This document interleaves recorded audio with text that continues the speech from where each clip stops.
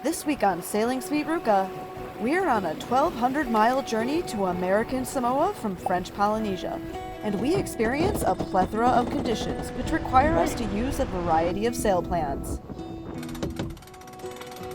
Find out why our sails help us to sail and make progress in conditions that most other cruising boats cannot.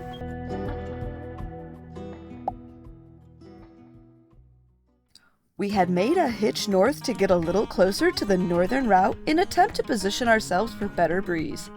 And now it was time to jibe back and continue west.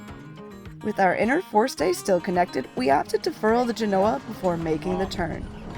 Here I'm using the sheet while Curtis pulls the furler line that winds the sail up. It's important to keep enough tension on the sail so you have a nice clean furl.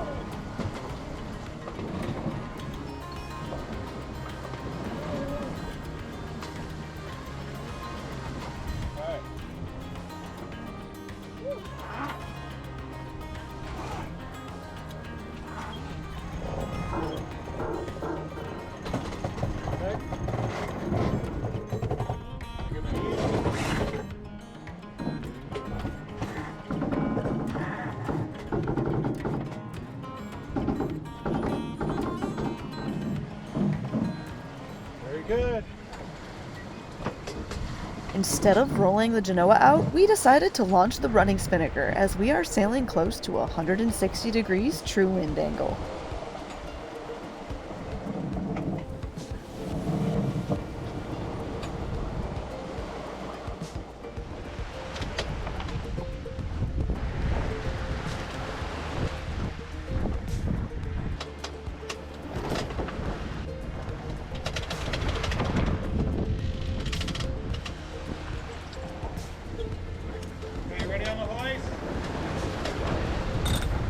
Ready?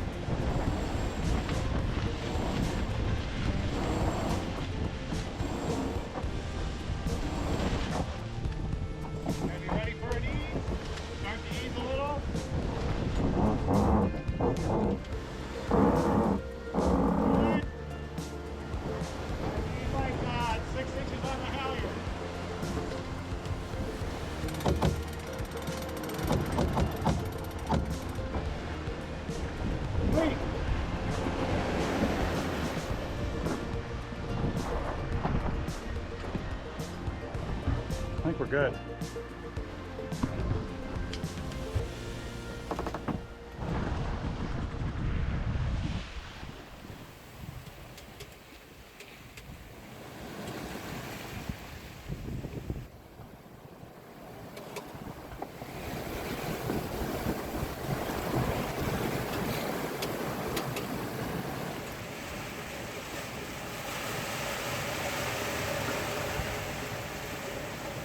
Well, the kite is up and flying again.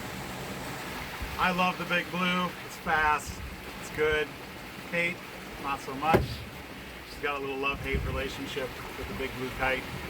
We did just wrap it around the forestay once right here. We jibed back, trying to furl it. Unfortunately, we didn't catch any of that on video. One of these days, we're gonna have to show you guys how to do that.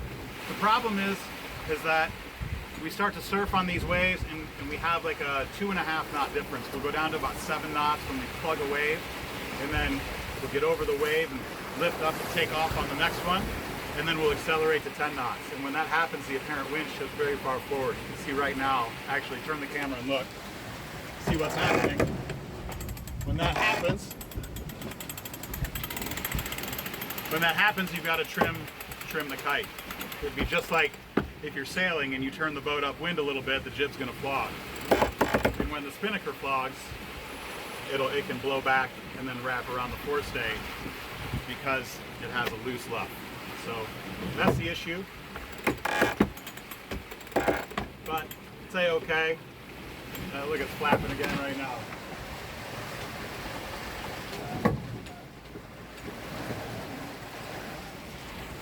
So we'll see what we can do with Big Blue. We may have to switch back to the G3, which is more of like a cruising kite or a Gennaker rather than a big asymmetrical spinnaker. It's got a little bit shallower of a cut. It doesn't have as broad of a shoulder, which wraps around the forestay. So it may do better in these big waves. But we'll see. For now, we're going to go for speed. So let's see, 8 to 9 knots and 14 knots of breeze. We can take that.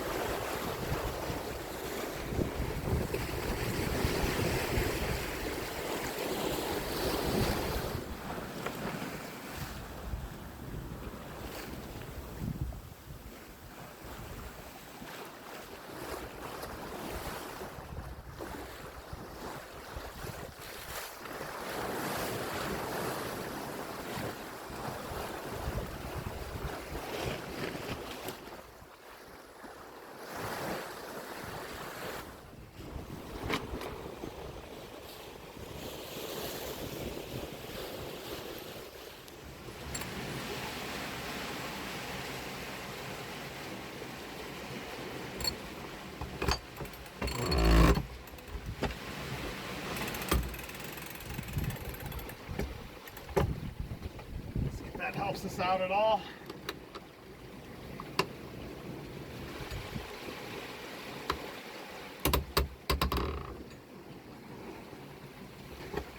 Why do you put your hand on the back of the winch when you ease it off?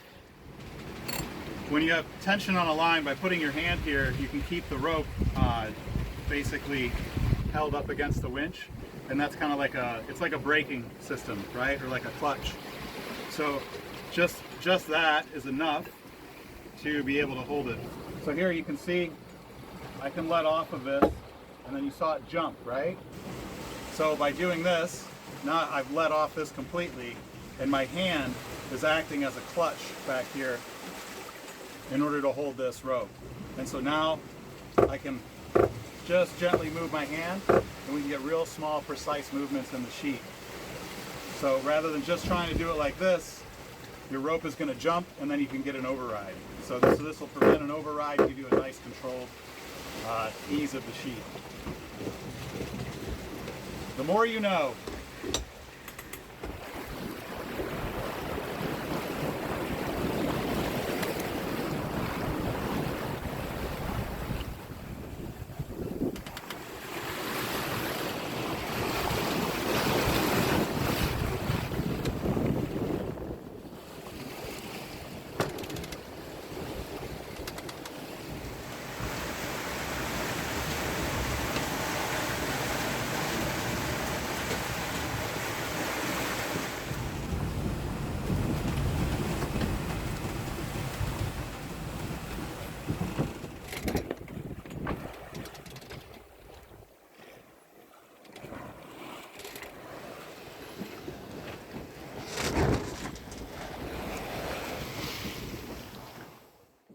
Well, everyone, the wind totally pooped out last night, and even with motoring, the sails were still slatting in the wave state, so we actually took the mainsail down, which we hate to do because it's a pain in the butt to get back up in these waves. But the mainsail is down. The wind did eventually fill back in, and so we decided to just roll out the jib, and we're moving along pretty nicely, and about 11 knots of breeze, going anywhere from 6.5 to 7 knots. It's a little bit lumpy out here. It's really not that bad, but the motion is just kind of ugh, and I'm feeling a bit queasy. So now I'm just going to get some fresh air and try to feel a little bit better.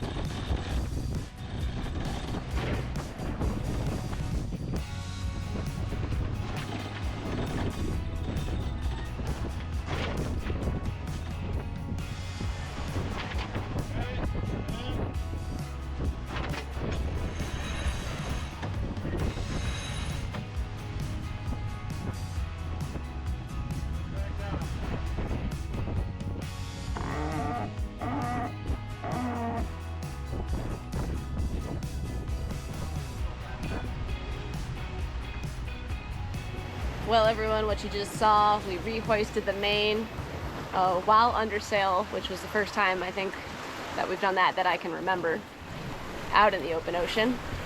And it went pretty well. Everything's good to go now.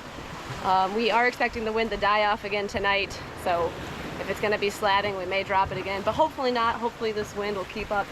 It's blowing 9.2 knots and about 7.5 to 8 knots of boat speed now. So we gained a knot and a half by putting the mainsail back up. I'm still a bit queasy, but it's a beautiful day and we're going to just enjoy the sail and see what happens.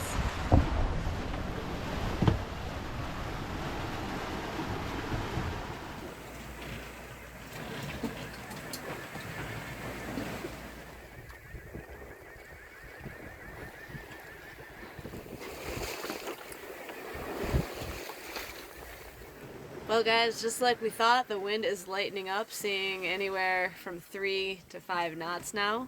And the wind did shift. We're at a much tighter angle, sailing almost upwind. However, the seas are still lumpy, as you can see in the video. And we're still moving along, but we're gonna see how long we can hold this out for. Hopefully we can keep moving. We really don't want to have to turn on that motor.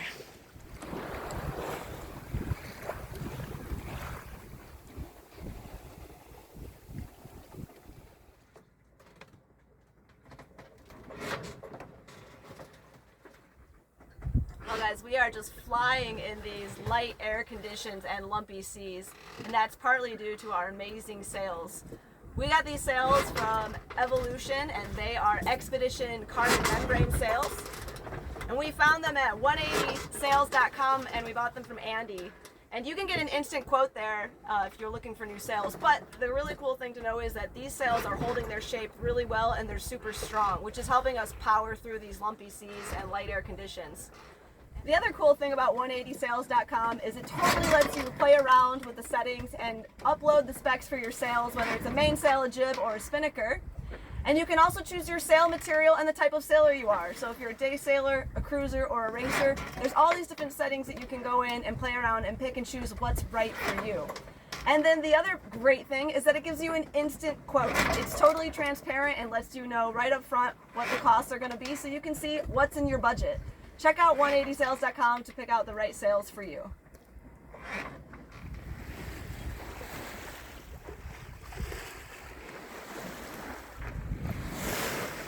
Why don't you explain why we have a reef in the mainsail?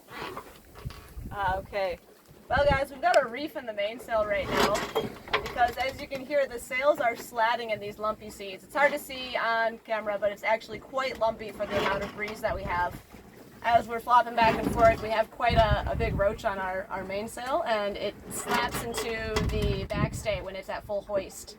And so that's another thing that we don't want to have to deal with, the wear and tear on the sail and on the backstay for the slatting of the sail. So we're at the first reef right now, and like I said, we're absolutely flying in these light breezes. I think the lowest I saw was 1.6 knots, but we're averaging probably around 2.6. Well, I'd say you're putting on quite the light air clinic here, little Kate. Light air upwind, that's my specialty. That's my only specialty. So do you know why the roach in our mainsail is so big?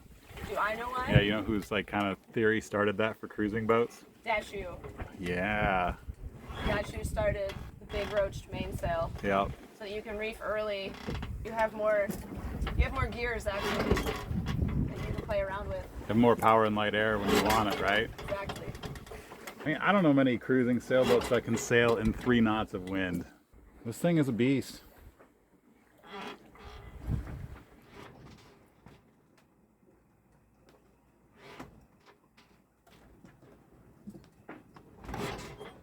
Having good sails in good shape allows us to sail in light air conditions, which extends our cruising range and weather window options.